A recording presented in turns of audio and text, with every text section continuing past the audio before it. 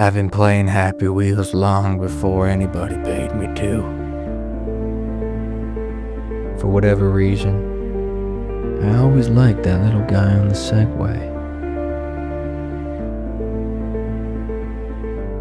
He didn't speak,